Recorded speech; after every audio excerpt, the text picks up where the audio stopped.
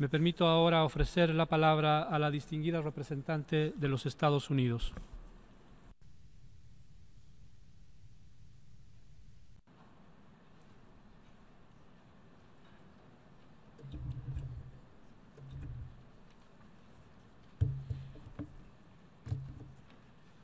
Good morning. I first want to start by giving condolences from the United States to our brothers and sisters in Argentina and Belgium.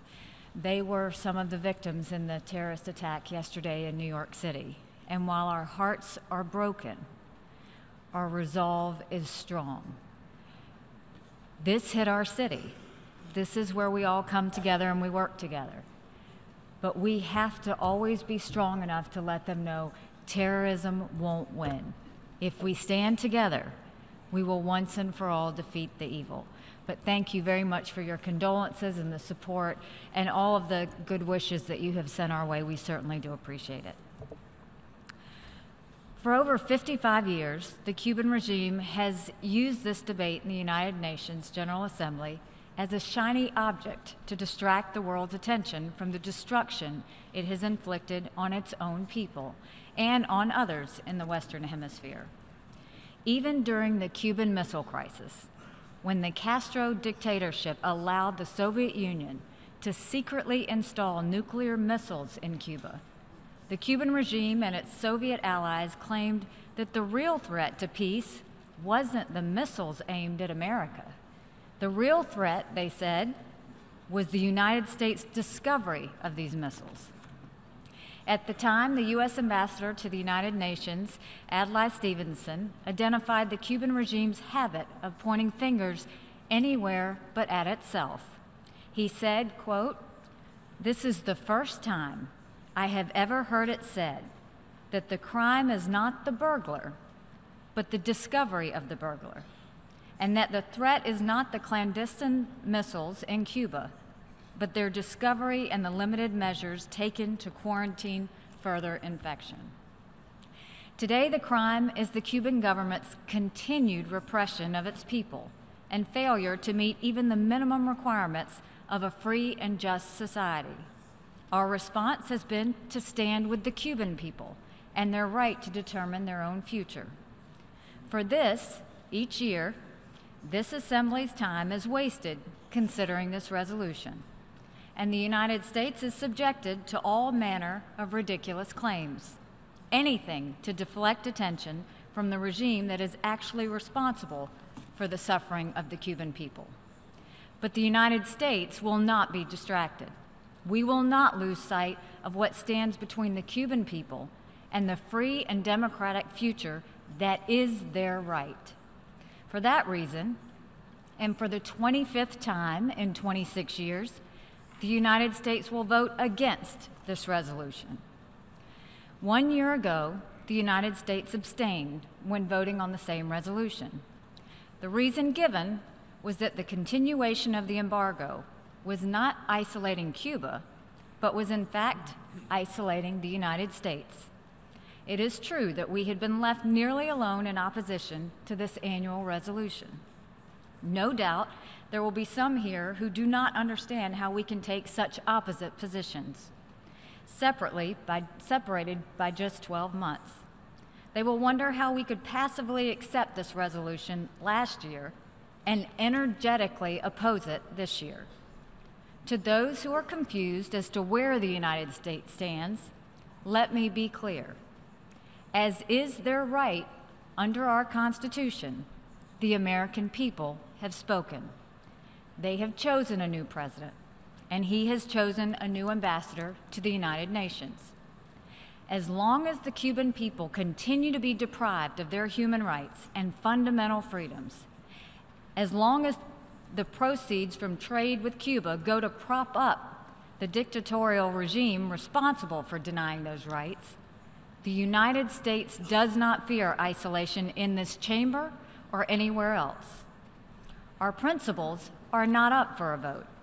They are enshrined in our Constitution.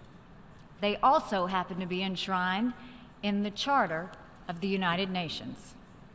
As long as we are members of the United Nations, we will stand for respect for human rights and fundamental freedoms that the member states of this body have pledged to protect, even if we have to stand alone.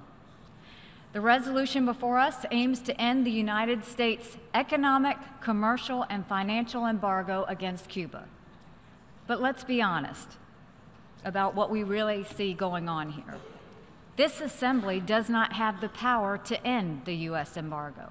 It is based in U.S. law, which only the United States Congress can change. No, what the General Assembly is doing today, what it does every year at this time, is political theater. The Cuban regime is sending the warped message to the world that the sad state of its economy, the oppression of its people, and the export of its destructive ideology is not its fault. In the spirit of sending messages, I would like to direct the rest of my comments towards the Cuban people. The American people strongly support your dreams to live in a country where you can speak freely, where you can have uncensored access to the internet, where you can provide for your families, and where you can determine your leadership. We know that many of you have been made hopeful by the opening of diplomatic relations between the United States and Cuba. That status is not changing. Our friendship and goodwill toward the Cuban people remain as strong as ever. What you probably don't know is that your government responded to this gesture of goodwill, not by joining in the spirit in which it was offered, but by expanding its politically motivated detentions, harassment and violence against those who advocate for political and economic freedom in Cuba. What you cannot know, because your government won't let you know, is that there were credible reports of almost 10,000 politically motivated detentions in Cuba in 2016 alone. That's a massive increase in detentions over recent years. We had hoped our outreach to your government would be met with greater freedom for you. Your government silences its critics. It disrupts peaceful assemblies. It censors independent journalists and rigs the economy so the government alone profits. Your government has exported its bankrupt, destructive ideology to Venezuela. It has taught the Maduro regime how to silence journalists, crack down on the political opposition, and impoverish its people. Now millions of Venezuelans join you in being denied their basic rights. As we speak here today, your government is busy choosing the successor to the Castro dictatorship. It is attempting to fool you into believing you have a voice by holding local and regional so-called elections. But the process you are engaged in is not freedom. The results were determined before the first vote was cast.